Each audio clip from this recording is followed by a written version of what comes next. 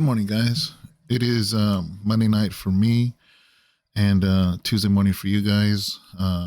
As you guys know, in case you're new, I record these devotionals at night or with me and Sharon or myself, and then we have it released at 3 o'clock in the morning. That way our East Coast viewers can get to watch it at 6 in the morning as a morning devotional. Morning devotional is basically something to start your day off with, and so we've been doing this for quite a while now. If you're new to the channel, we have sermons here, every Sunday sermon, every Wednesday Bible study, and these devotionals. Try to do them 5 times a week. Doesn't always work out like that, but that's at least the goal. We also have membership. If you want to be a supporter of this channel, you can be a monthly member. And with that, you get videos that nobody gets, only the members. And also, if you don't want to be a member, that's all right. You get the sermons, the Bible studies, the devotionals, but please subscribe. That way you get the notifications every time a new video goes up. Other than that, I have a David Rocha.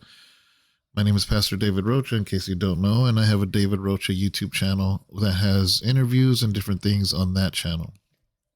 So, let's see, what else? I never mentioned this stuff. As you can tell on our channel, we have different t-shirts and sweaters and mugs on there. I hardly ever mention that. And I also have our website, www.houseofrestchurch.com.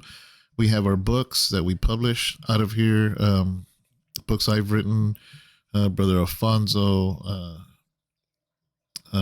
Pastor Thomas, Sister Lydia's brand new book, which I still got to get her into the podcast room and just talk to her about the book so she can present it and talk about it and give you some insight about it. But anyways, it's a little bit late, so I just want to get into this interesting passage right here in 2 Corinthians chapter 11, starting at verse 1. It kind of jumped out at me, guys, and actually, let me talk about it first before I read the scripture. Is sometimes like over the, I've been pastoring for 12 years now. And it seems like as the years progress, there's always more and more very suspicious teachings, false teachings, teachings that are a little off biblically, but unfortunately when something's a little off, eventually it ends up way off. And I see people follow after some of these ministries like nothing, and not so many. I really don't see it too much at House of Rest, to be honest, and I think that's a good thing.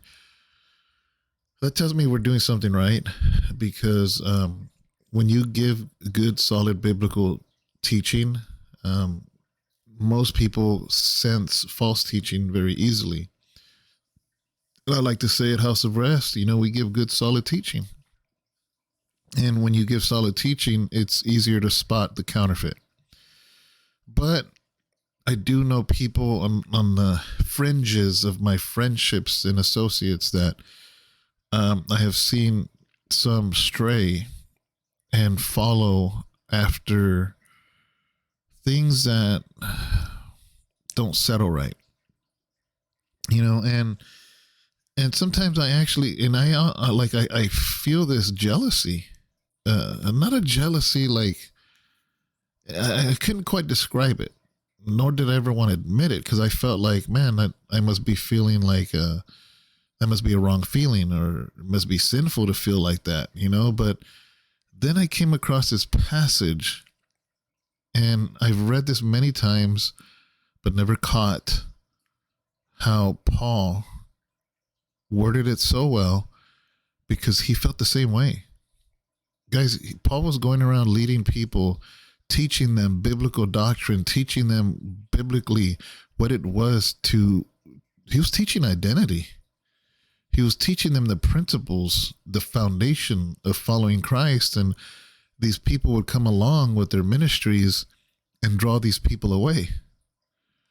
And this feeling I get sometimes when I see people follow after some of these ministries, I thought that maybe I was wrong for feeling that like that. And then I came across this passage, and I want to share this with you. And I thought it was interesting. 2 Corinthians chapter 11, verse 1, Paul starts off and says, he says, I wish you would bear with me in a little foolishness. And you know what that means? He's like, guys, I'm going to kind of talk really silly right now. I'm just going to be real. I'm just going to share my heart. So that's what he's saying. He says, but bear with me. He goes, for I feel a divine jealousy for you. So I like the way that he's being honest. He's like, yeah, man, I feel jealous. But he puts the word divine. Like, in other words, he's saying a godly jealousy. And when I read it, it caught my attention because I'm like, this is what I feel sometimes when I see some people that I know, or maybe they've been with us and then they go and chase after something else that I feel is not solid biblically, right? And he says, for I feel a divine jealousy for you, since I betrothed you to one husband, to present you as a pure virgin to Christ. You know what betrothed means? Is engaged. So in other words, he's like, you know, when you connect two people up, like, you know her, you know him, and you're just like, man, I think she'd be perfect for him, and I think he'd be perfect for her. So you kind of introduce them, you kind of bring them together, you kind of betroth them, and then in the midst of that, if one of them starts acting funny, you start feeling bad. You start feeling like, man, why did I try to put these two together? You know, like, and that's why he says, I feel divine jealousy for you, since I betrothed you to one husband. He goes, I brought you to Christ. I introduced you to Jesus. You know, he was to present you as a pure virgin to Christ. He was, but I'm afraid that as the serpent deceived Eve by his cunning, your thoughts will be led astray from a sincere and pure devotion to Christ. He's like, and he was like, I brought you to Christ, introduced you to him, engaged you to Jesus. He says, but in the same way that the serpent deceived Eve back in the Garden of Eden, he says, your thoughts are leading you astray from something sincere and a pure devotion to Christ. So he started to feel this divine jealousy against this false teaching. And I'm just like, whoa, maybe it's not a sin that I feel like that. Maybe it's not, you know, like a part of me was like, man, what, you can't control people. You can't force people to stay at house of rest. And so I started feeling bad. And it's like, it's not even the fact that I want to force people to stay. It's just, I know how much false doctrine and corrupt and politics is in so many churches. And I'm not saying everyone. I'm not saying we're the only one that's, you know, law abiding according to the word. I'm not saying that, but guys, there's just so much buffoonery going on. Anyways, he says, you've been led astray. And verse 4 says, for if someone comes and proclaims another Jesus than the one we proclaimed, or if you receive a different spirit from the one you received, or if you accept a different gospel from the one you accepted, you put up with it readily enough. Indeed, I consider that I am not in the least inferior to these super apostles. So you remember, Paul was not an apostle that walked with Jesus. And it almost seems like he's almost making fun. He's like, yeah, I know there's people that are more known than me. They're apostles and whatnot. He was in, and I know I'm not inferior to them. And again, you know, I even though Paul starts this off by saying, you know, I'm going to sound a little foolish here. I like his realness. He's just like, man, I'm probably going to, I feel like if it was translated nowadays, he's like, man, I'm going to sound like a hater right now, but, you know, and so there's people now people that I have met, people that I've known, people that maybe started ministry with me, and now they got thousands of people following after them. And sometimes I'm just like, you know, they're going for the likes, they're going for the views, they're going for I don't, they're going for the exciting things of the gospel, but they're leading people astray because they're basing things on something else other than Jesus. And so I found it funny that he's like, oh yeah, these super apostles. I almost feel like he's saying it sarcastically. Let me see, where's it at? He goes, I consider that I am not in the least inferior to these super apostles. And I feel the same way, because I'm just like, because sometimes I'll be like, man, why are they following after that? Why are they chasing after that? And, you know, and people consider them apostles or prophets or whatever. And I'm like, wait a second, man, I shouldn't say that. I'm just a little old warehouse church in Modesto. Who am I? But I love the fact that Paul says, I consider that I am not in the least inferior. I know I'm not inferior to them. And I love that about Paul, because he knows who he is in Christ. He knows his teaching is solid. He knows the foundation he lays is the right foundation. And so even though these people are more known than him, he says, I know I'm not inferior. I know that I'm not. And it made me feel good, because I'm just like, you know what? He's right, man.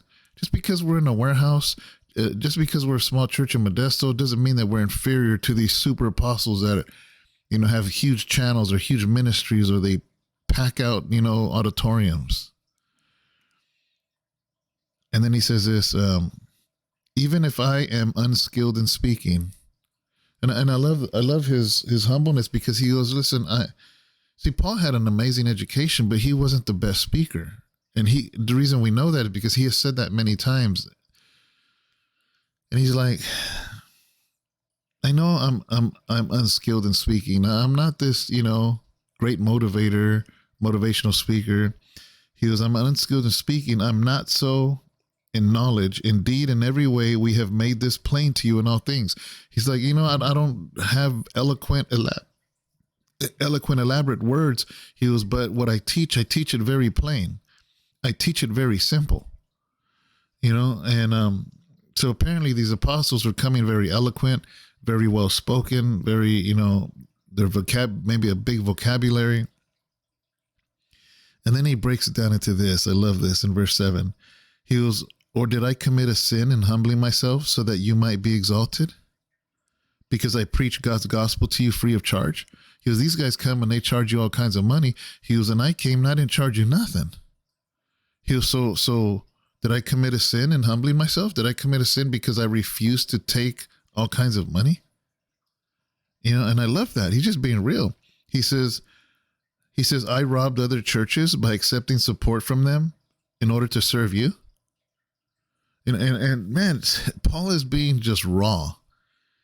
He's like, oh, I guess I robbed churches because I'm getting money in order for me to be able to pay my way so I can come minister to your town. He was like, I guess I'm robbing them, you know. He's like, I guess I robbed other churches. In verse 9, he goes, and when I was with you and was in need. And then he goes, so I guess I robbed other churches because I took money from them. He goes, but I use that money so I can come and minister to you.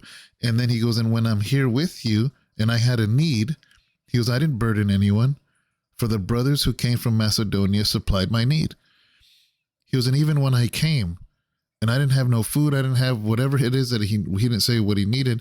He goes, I didn't ask you for nothing. He goes, because the other brothers took care of me from Macedonia. You know, and he goes, so I refrained and will refrain from burdening you in any way. He's apparently these super apostles, and I'm kind of reading between the lines, but it kind of feels like these super apostles, whoever these people were that were more known than him, were basically taking money. And he's like, seriously? He goes, I know I'm not inferior, and I come over here and nobody blesses me with nothing. He's like, so, and the other brothers take care of me. You know, he goes, man, you know, I refrain from burdening you. He goes, I'm not going to be a burden to any of you. I'm not going to ask you for anything.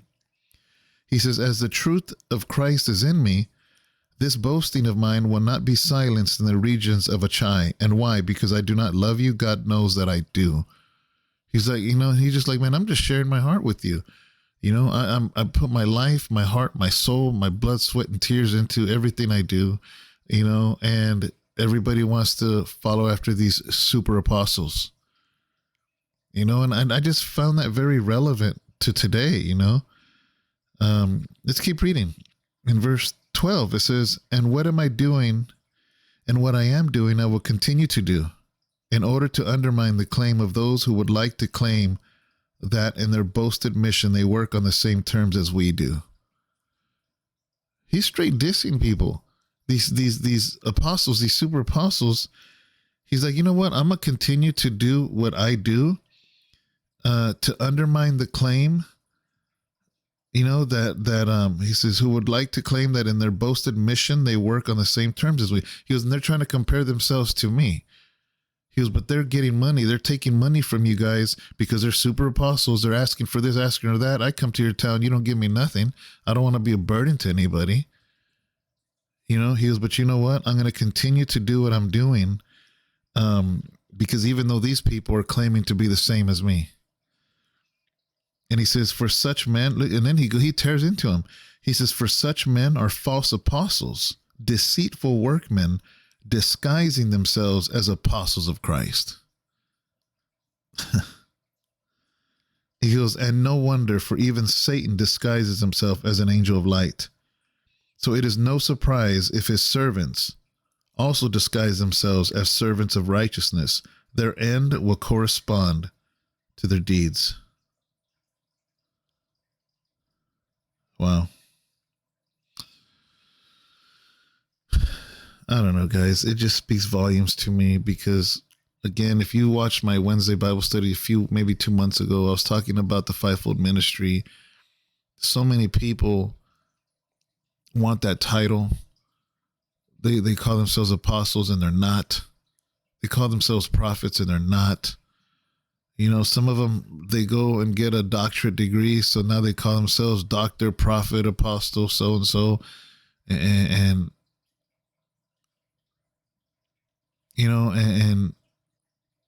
it's just crazy, man. I don't understand, because there's many of us that are truly have the fear of God.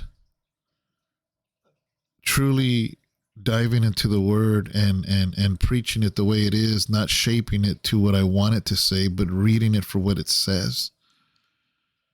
But yet I see so many others that are using the church, using the people, falsifying things, and they sell tons of merchandise and fill auditoriums and bless financially,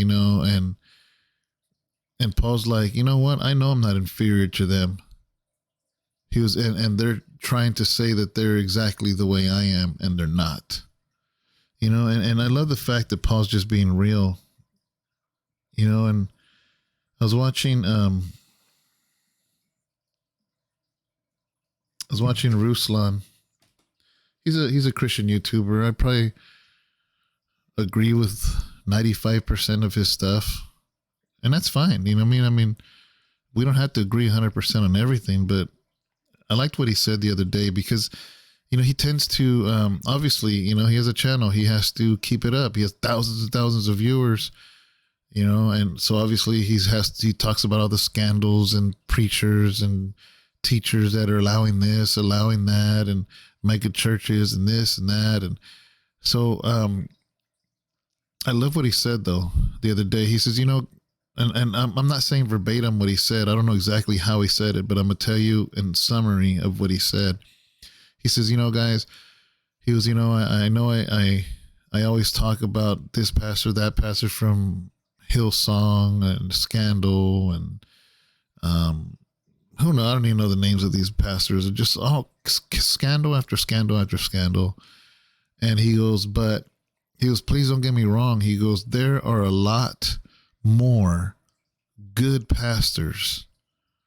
He goes, because we talk about the ones that mess up, these big old churches, and they have all kinds of scandal, so he goes, we talk about these others. He goes, but in reality, there's more good pastors out there that are not in the limelight. They're not in front of cameras. They're not in People aren't talking about them. People aren't doing none of that. They're just doing what God has called them to do, and they're not budging. They're not compromising. They're not changing.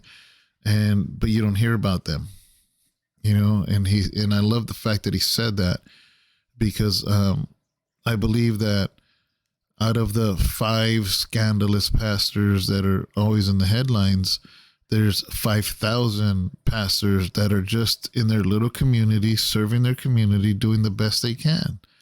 And I appreciated that, because I feel House of Rest is in that group, of that. And I thought that was awesome that he shared that, because it's true. We tend to always know about the negative, and then we let the negative paint a picture of everything. And that's not right. That's not correct. I do want to believe that there are men and women of God that have churches out there that are not compromising the word, that love the Lord, that want to do the right thing, are doing the right thing, and aren't getting mixed up with the world, twisted up with the world, and compromised to the world.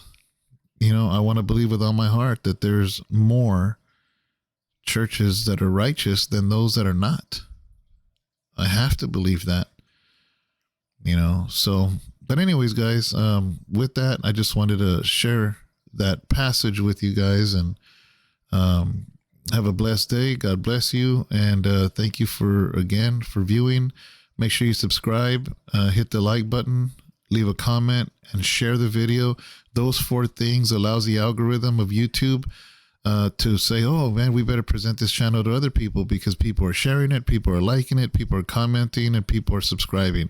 Those 4 things, and so thank you. God bless you, and see you tomorrow.